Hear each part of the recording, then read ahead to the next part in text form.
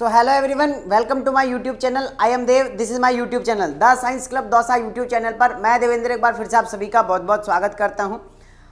जैसा कि थंबनेल पर लिखा हुआ है कि अगर आप BSc nursing first semester, second semester और थर्ड सेमेस्टर की एग्जाम लिखने जा रहे हैं और आपको नहीं पता है कि फर्स्ट टाइम एग्जाम में कैसे लिखना है, अगर आपने फर्स्ट सेमेस्टर में कोई गलती करी है तो उनको किस तरीके से सुधारना है, कॉपी में अच्छे नंबर कैसे आएंगे, बहुत कम मैटर लिखोगे उसके बाद भी आप लोगों के अच्छे नंबर आएंगे, तो कैसे क्या करना है पूरा प्रोसीजर आज की इस वीडियो के अंदर बताने वाला हूं। सो गाइस पेशेंस बनाकर वीडियो के अंत तक जरूर देखें। जो लोग भी चैनल पर नए हैं सब्सक्राइब जरूर करें। अगर मैं यहां पर आप लोगों से बात करता हूं कि आप लोगों को किन किन पॉइंट के ध्यान रखना है, यानी किन किन पॉइंटों को आपको मद्देनजर रखते हुए एग्जाम को लिखना है ताकि आप लोगों के बेहतरीन नंबर आ सके। सबसे पहला जो पॉइंट आप सभी का वो ये है कि आपका जो पेपर आ गया है, ठीक है ना, यानी कि आपको क्या है कि पेपर मिल गया है, तो सबसे पहले तो क्या करना है, सबसे पहले पेपर को रीड करना अच्छे से।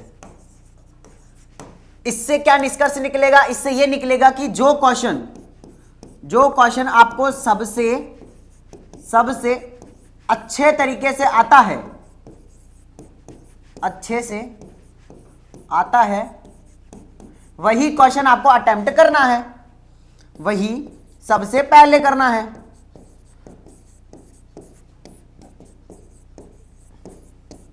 पहला पॉइंट आप सभी को समझ में आ गया होगा कि पहला क्वेश्चन वह करना है जो आप लोगों को बहुत अच्छे तरीके से आता है। पूरे पेपर को एनालिसिस करो, पढ़ो, उसके बाद जो सबसे अच्छे से आप लोगों को आता है वो क्वेश्चन आपको अटेम्प्ट करना है, ताकि क्योंकि आप लोगों ने भी सुना होगा कि first impression is the last impression. First impression अगर अच्छा पड़ गया आप लोगों का कि हाँ बंदे को सब कुछ आता है, अच्छे से पूरी कॉपी को मैनेज किया है, फर्स्ट क्वेश्चन अच्छे तरीके से किया है, तो आगे भी इसने ऐसा ही किया होगा। बट आगे अगर आप थोड़ा बहुत गलती करते हैं, क्वेश्चन में कम लिखते हैं, तो भी आप लोगों का चलेगा, ठीक है। तो सबसे पहला तो क्या करना है कि आप लोगों को पेपर को रीड करना है और सबसे अच्छा जो क्वेश्चन आता है वो आप लोगों को सेलेक्ट करना है और फिर उसको आप लोगों को करना है। अब हेडिंग कैसे करनी है, क्या करनी है, वो आप लोगों को मैं बता देता हूं। दूसरी चीज, अब आप लोगों को 2 पेन का यूज करना है, 2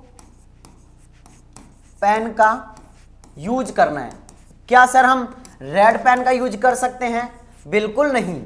आप जब भी एग्जाम की कॉपी में लिखे तो रेड पेन का यूज बिल्कुल ना करें, ठीक है। दूसरी चीज तो कौन कौन से करने हैं सर? ब्लू और आप ब्लैक पेन का यूज कर सकते हैं। ब्लैक पेन का यूज कहां करेंगे? हेडिंग डालने के लिए, हेडिंग डालने के लिए, ठीक है। और ब्लू पेन का यूज आंसर लिखने के लिए, ठीक है। अब दूसरी चीज, पेन में भी आपको यह ध्यान रखना है कि आपको ऐसा पेन यूज नहीं करना है जो शाई छोड़ता हो, है ना। तो आपने कई बार देखा होगा कि जब भी आप काम करते हैं, कॉपी में नोट्स बनाते हैं, तो आपके हाथ जो है वो गंदे हो जाते हैं इंक से। तो ऐसे पेन भी यूज नहीं करना है जो इंक छोड़ते हैं, क्योंकि वहां आप लोगों की कॉपी खराब हो सकती है, ऐसे लाइन वाइन खींच सकती है उल्टी सीधी, तो वहां फिर जो आप लोगों का प्रेजेंटेशन खराब हो जाएगा कॉपी का। तो ऐसे पेन का यूज ना करें जो आप लोगों को इंक छोड़ता हो, ठीक है। तो क्या चीज ध्यान रखनी है कि 2 पेन का यूज करना है, ब्लू और ब्लैक का। और ब्लैक पेन का यूज हेडिंग डालने में करना है। मोस्टली जब भी आप हेडिंग डालेंगे तो हेडिंग डालने में आप लोगों को ब्लैक पेन का यूज करना है, ठीक है। अब हेडिंग वेडिंग कैसे डालेंगे वो भी आप लोगों को लिखना है।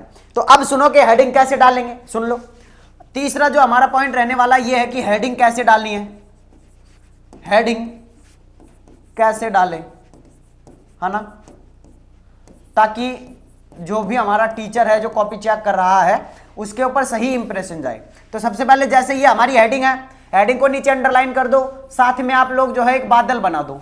बादल से क्या होगा, जो हमारा पेज है वो भी ज्यादा भर जाएगा, साथ में हमारी हेडिंग भी उभर के बाहर आएगी और अच्छे से दिखेगी। और मैं एक चीज कह रहा हूं कि कहीं पर भी गलती कर देना स्पेलिंग लिखने में, लेकिन अगर हेडिंग में गलती कर दी ना स्पेलिंग लिखने में, तो आपका सारा जो प्रेजेंटेशन है, सारा जो भी आपने मेहनत करी, सब मिट्टी में मिल जाएगी।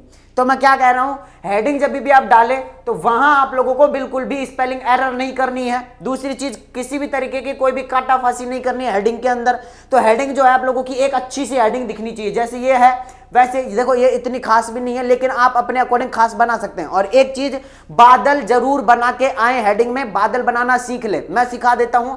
आप लोगों को कुछ नहीं करना, यहां से पेन रखना है, ऐसे ऐसे ऐसे ऐसे ऐसे। अब लड़कियां तो बहुत अच्छे से बादल बना सकती है, क्योंकि उन्हें तो पता है कि मेहंदी कैसे बनाते हैं, तो उनको पता है कि ऐसे ऐसे गोल गोल घुमा के किसी भी तरीके से बना देंगे। लेकिन बॉयज को प्रॉब्लम हो सकती है, तो प्लीज सीख ले, ठीक है। चलो अपना 4th पॉइंट ये है, फोर्थ पॉइंट क्या रहने वाला, फोर्थ पॉइंट ये है कि इंट्रोडक्शन जरूर लिखना है। किसी भी क्वेश्चन का अगर आपको नहीं आ रहा है तो भी लिखना है। यानी कि मैं ये कह रहा हूं कि एक हेडिंग आप अपने मन में रखो, अगर किसी क्वेश्चन को स्टार्ट करना ही नहीं आ रहा है आप लोगों को कि इसको स्टार्ट कैसे करूं, तो स्टार्ट आप इंट्रोडक्शन से कर दो, ठीक है ना। जैसे कि कोई भी क्वेश्चन आ गया, अब आपको नहीं पता कि इसे स्टार्ट कैसे करना है, तो हेडिंग डाल दो इंट्रोडक्शन, इंट्रोडक्शन।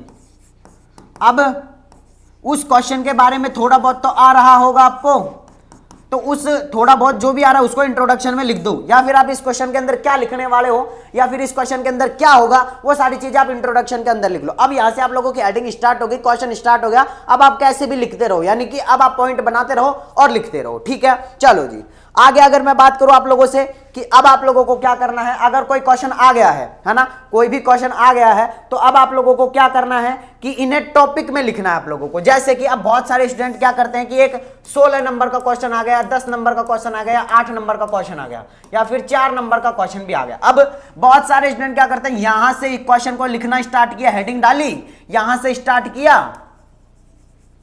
यहां से स्टार्ट किया और कंटिन्यू लिखने लग जाएंगे, लिखते रहेंगे लिखते रहेंगे लिखते रहेंगे, पूरा पेज भर देंगे, ना कहीं पे गैप दिया, ना कहीं पे कुछ लगाया है, ना कहीं पे फुल स्टॉप लगाया है, कुछ नहीं, पूरा का पूरा पेज भर दे, बहुत बड़ा पैराग्राफ बना दिया।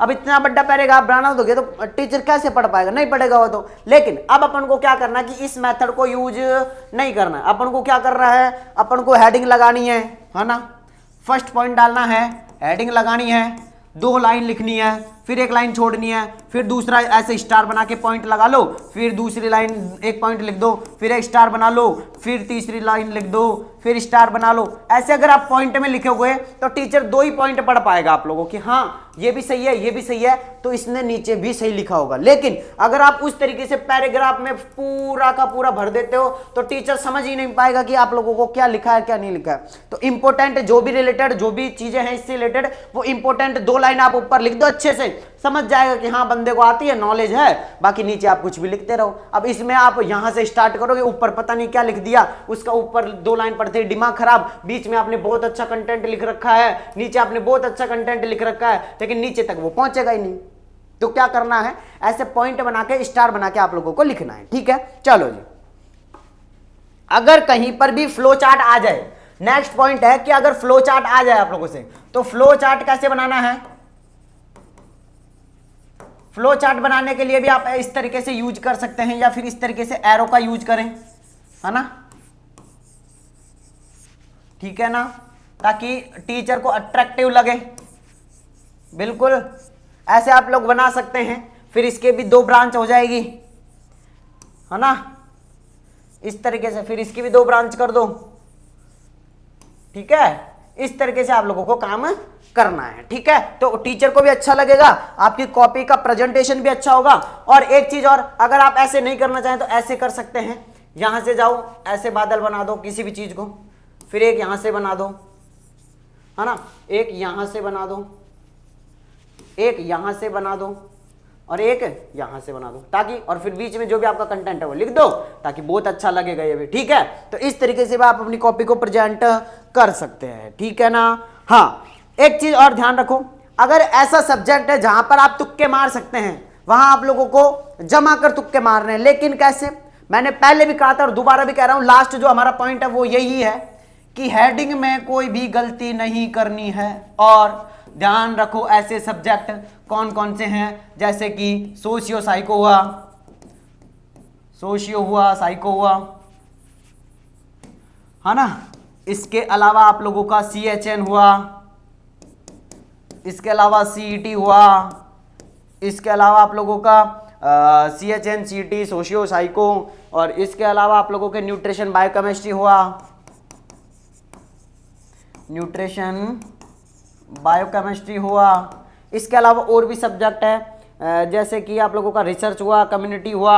इन सभी के अंदर आप अपने अकॉर्डिंग, अपने अकॉर्डिंग, अकॉर्डिंग नहीं, अकॉर्डिंग जो है वो हेडिंग बना सकते हैं, अपने अकॉर्डिंग हेडिंग बनाओ और लिखो इसके अंदर कंटेंट लिखो। कोई किसी इसमें ये होता है कि इसमें एक्यूरेट कंटेंट किसी को भी याद नहीं रहता है। ये सभी सब्जेक्ट जो है वो मन से चलती हैं, यानी कि इनके अंदर जो कंटेंट लिखना पड़ेगा वो मन से लिखना पड़ेगा। इसके अंदर एक्यूरेट कंटेंट नहीं होता है, यानी एक्यूरेट कंटेंट जो आपको याद है वो टीचर को याद नहीं है, जो टीचर को याद है वो आपको याद नहीं है, जो आपके साइड वाले को याद है वो आपको याद नहीं है, जो आपको याद है वो आपके साइड वाले को याद नहीं है। यानी कि इसके अंदर, इन सब्जेक्ट्स के अंदर क्या होता है, अपने मन के अकॉर्डिंग लिखना पड़ता है। टीचर सिर्फ आपकी हेडिंग चेक करेगा, हाँ हेडिंग सही है, नंबर मिल जाएंगे। हेडिंग गलत है, आपने इसके अंदर कितना भी अच्छा कंटेंट लिखा होगा, चाहे आपने पूरे सॉल्व पेपर को रट के लिख दिया होगा, चाहे आपने पूरे कॉलेज के नोट्स रट के लिख दिए होंगे, नंबर नहीं मिलेंगे। लेकिन हेडिंग अगर सही है तो आपको नंबर मिल जाएंगे। ठीक है, तो इन सभी पॉइंट्स का आपको ध्यान रखना है। बाकी फिर भी कोई भी दिक्कत रहती है तो प्लीज आप नीचे मुझे कमेंट बॉक्स में कमेंट करके बता सकते हैं। मैं मिलता हूं गाइस आप लोगों से नेक्स्ट वीडियो में, जब तक के लिए जय हिंद, जय भारत, नमस्कार।